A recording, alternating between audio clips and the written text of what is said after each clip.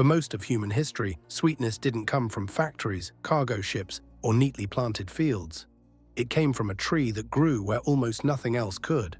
In some of the driest regions on Earth, long before irrigation canals or sugar mills existed, communities gathered golden pods that could be ground into flour, baked into food, or stirred into drinks for a slow, steady sweetness that lasted through entire seasons. It didn't need rainfall on schedule. It didn't need fertilizer. It didn't even need to be planted. Those pods came from the mesquite tree, a hardy desert species from the Prosopis family, native to the American Southwest and parts of Mexico. While most crops struggled in heat that cracked the soil and dried riverbeds to dust, mesquite rooted itself deep into the earth and produced food anyway. Its sweetness wasn't extracted in a refinery. It fell from branches, ready to be gathered. For thousands of years, it fed communities in places where conventional agriculture often failed. And yet, within a few generations, this same tree was labeled brush, cut down, and pushed out of vast stretches of land. Which begs the question, if mesquite could grow without irrigation, sweeten without refining, and survive where other crops collapsed, why did we decide it had no place in the modern food system? Well, its story will shock you. But before we get into it, welcome to Lost Green Lore. If you enjoy this kind of content, you will really help us out if you could like the video and hit that subscribe button. Thank you. Now moving on. Evidently, for generations, mesquite pods provided something most early agricultural societies struggled to secure: a reliable source of sweetness that did not depend on rainfall, irrigation, or seasonal planting. From how the pods were being dried and ground into a naturally sweet flour that stored for months without any refining. That made mesquite unusual. Unlike sugarcane or sugar beet, which must be cultivated in managed fields, harvested in large volumes, and processed in centralized facilities, mesquite produced edible sweetness in unmanaged landscapes. It grew on grazing land, along dry riverbeds, and across communal territories where planting rows or installing irrigation systems was often impractical. Harvesting it did not require ownership of farmland in the conventional sense. In many communities, gathering mesquite pods followed seasonal patterns similar to wild fruit or nut collection, rather than field agriculture. From an economic standpoint, this created a different kind of food source, one that was difficult to standardize, enclose, or scale through plantation-style production.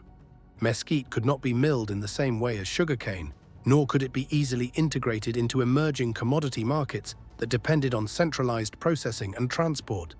Its sweetness came from scattered groves rather than controlled estates. And as agricultural systems began shifting toward crops that could be planted, owned, harvested in bulk, and shipped for profit, that distinction would begin to matter. By the late 18th and 19th centuries, sweetness had become something very different from what it once was.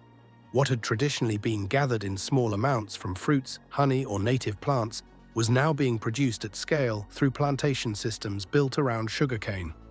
Across the Caribbean and parts of the Americas, vast tracts of land were reorganized for a single purpose: growing crops that could be harvested in bulk, crushed in mills, refined into crystals, and shipped across oceans. Sugar was no longer seasonal. It had become a commodity. Unlike mesquite pods, which could be collected locally and ground into flour with simple tools, sugarcane had to move through a tightly controlled chain of production. The stalks needed to be cut at the right time, transported quickly before spoilage began, processed in centralized mills, and then refined into a stable form that could be traded internationally. Every stage required labor, infrastructure, and ownership of land.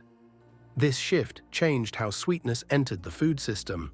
Where mesquite grew across grazing lands and dry washes without planting, sugarcane demanded cleared fields and consistent water access.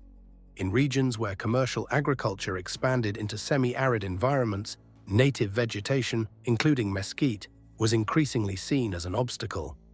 The tree's deep root systems competed with crops for moisture, and its presence made it harder to convert open rangeland into uniform fields for cotton, wheat, or irrigated forage.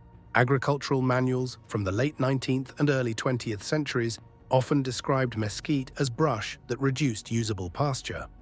Land clearing programs followed, aimed at improving productivity by removing woody plants from grasslands.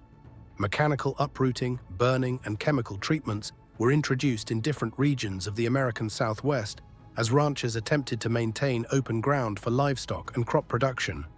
At the same time, processed sugar was becoming more widely available through trade networks that linked plantations to growing urban markets. Sweetness was now tied to industrial output rather than local ecosystems. And as these two systems expanded side by side, one gathered freely from the landscape, the other produced through controlled cultivation. Land management increasingly favored the crop that could be planted in rows and measured in yield. And once that preference was set, the shift didn't stay on paper. It moved into the soil itself. You see, removing mesquite from the landscape was rarely a one-time event. By the early 20th century, large areas of rangeland across Texas, Arizona, and northern Mexico were being cleared of woody plants in an effort to increase forage for cattle. The assumption was straightforward. Fewer trees would mean more space for grasses to grow, and more grass would support larger herds. In practice, the results were mixed. Mesquite belongs to a group of leguminous plants capable of forming symbiotic relationships with nitrogen-fixing bacteria in the soil. Through this process, atmospheric nitrogen is converted into forms that other plants can use, gradually improving soil fertility over time. When mature trees were removed, this source of nutrient input was reduced. In exposed areas where root systems had once stabilized the ground, topsoil became more vulnerable to wind erosion, particularly during dry seasons. Without canopy cover, surface temperatures increased and moisture evaporated more quickly from the upper soil layers. Seasonal grasses that depended on shaded microclimates began to thin out in some cleared zones. Ranchers who had expected improved pasture sometimes found that forage quality declined during extended drought periods. At the same time, mesquite had previously contributed to livestock diets in ways that were not always accounted for in grazing plans. The pods, which contain carbohydrates and protein, are readily eaten by cattle, goats, and wildlife when they fall to the ground. In years when rainfall was low and grass growth slowed, these pods could supplement available feed. Once large stands of mesquite were removed, that seasonal input disappeared. In response, some operations increased their reliance on externally sourced feed, including grain and protein supplements such as soybean meal, to maintain animal weight during dry spells. Maintaining soil fertility also began to involve additional management practices, from reseeding to the use of commercial fertilizers in certain agricultural systems. Land that had once supported both grazing and a native source of fodder now depended more heavily on purchased inputs to remain productive. And as agriculture grew more dependent on external supply chains, so did the sweetness on our tables. As the 20th century progressed, sugar moved from being an occasional ingredient to a daily dietary staple in many parts of the world. In the United States, per capita sugar consumption rose significantly over the course of the 1900s, driven by the growing availability of refined sucrose from sugarcane and sugar beet, and later by high-fructose corn syrup introduced in the 1970s. Sweetness was no longer limited to baked goods or seasonal preserves. It became a routine component of soft drinks, breakfast cereals, processed snacks, and shelf-stable packaged foods. Refined sugar differs from traditional plant-based sweeteners in one important way: it contains virtually no fiber. When consumed, sucrose is rapidly broken down into glucose and fructose, which are absorbed into the bloodstream, contributing to sharp increases in blood sugar levels. Over time, diets high in added sugars have been associated with an increased risk of metabolic conditions, including type 2 diabetes and obesity, particularly when combined with low physical activity and excess caloric intake. Mesquite pod flour behaves differently. Because it contains both soluble fiber and complex carbohydrates, the naturally occurring sugars within the pods are released more gradually during digestion. Studies analyzing the nutritional profile of mesquite, Prosopis species pods, have found that they contain significant amounts of dietary fiber, along with low glycemic index carbohydrates, meaning they tend to produce a slower rise in blood glucose compared to refined sugar when consumed in similar amounts. In addition, mesquite pods contain compounds known as fructooligosaccharides, short-chain carbohydrates that pass through the upper digestive tract without being fully broken down. In the colon, they can serve as a food source for beneficial gut bacteria, contributing to what researchers describe as prebiotic activity. While mesquite flour is not a replacement for medical treatment, These properties have drawn interest from nutrition scientists studying alternative sweeteners that provide energy without the rapid glycemic spikes associated with refined sugars. The same landscape that once produced a naturally fibrous form of sweetness had gradually been replaced by one that required processing to exist, and behaved very differently once it entered the body. But the deeper consequences of that shift weren't only showing up in clinics, they were beginning to surface in the land itself. By the late 20th century, water had become one of the most limiting factors in agriculture across dryland regions.